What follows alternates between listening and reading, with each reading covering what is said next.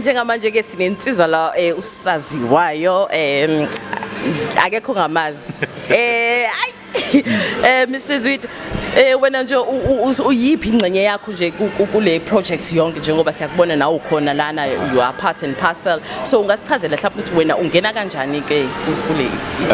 mina ngulomuntu othi nje behind the scenes behind the scenes konke okudila nemedia ungithola khona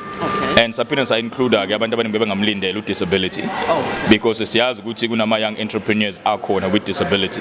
kunomuntu right now there's a next Casper Nyovest, there's a next Leon Moss, there's a next business person out there but abaskwazi ukuthi sibathole because disability kuthina isayinto esanyu so through this event disability is given an opportunity to come through and express themselves baziveza ngetalent labo nanokuthi on the media side we promoting it kuzo zonke indawo social media platforms uzosibona nje sigijima sinela abantu ukuthi go to CompuTicket right now get yourself a ticket and isakuthembisa ngosuku le event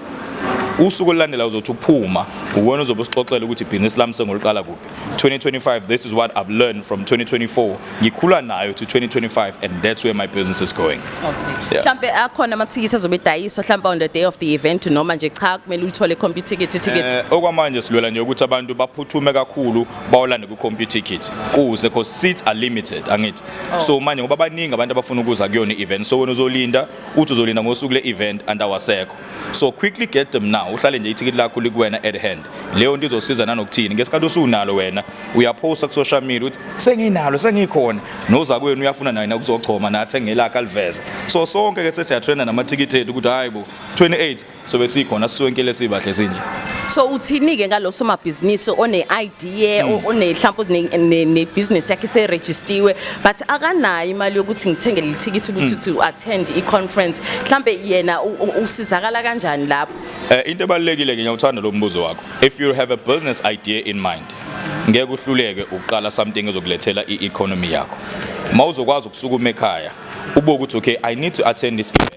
makuphoqa iya kubantu abaseduze nganza ukuthi nayi business idea enginayo but for me to get all this information ngicela ukuthi ngingisupport ngiye kule event angeke bakuncishe ama business sectors ngasakhona bakhona bafethu boshisa nyama zikhona indawo ngasendaweni ephusha ama business uhambe nje ucela bafethu ngiyathanda ukuyala cela ningixhase ningiyise lapha bawukuyesa ngeke bafile ukuthenga le ticket bekubona ukuthi nomqondo and you are hungry for business and success okay before I let you go ngicela sikhumbuze umbukele ekhaya ukuthi konje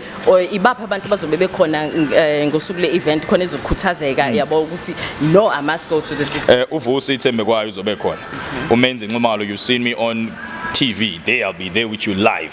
uzobe khona uFelix Lophe uthe uyeza umroza uzobe khona esisha umaskandi sisha igospel that's a surprise for you to go on social media usibheka ukuthi bana abanye mawusheshe wangithola ungilandela on social media usilandela on social media and guess what all the information sobe sikunikeza yona ilapha kuthi imbili yaso lomsila ngokuyakezela wena uzobe khona ngithi definitely I'll be there nawe uzobe khona siyabonga kakhulu baba Zwide thank you very much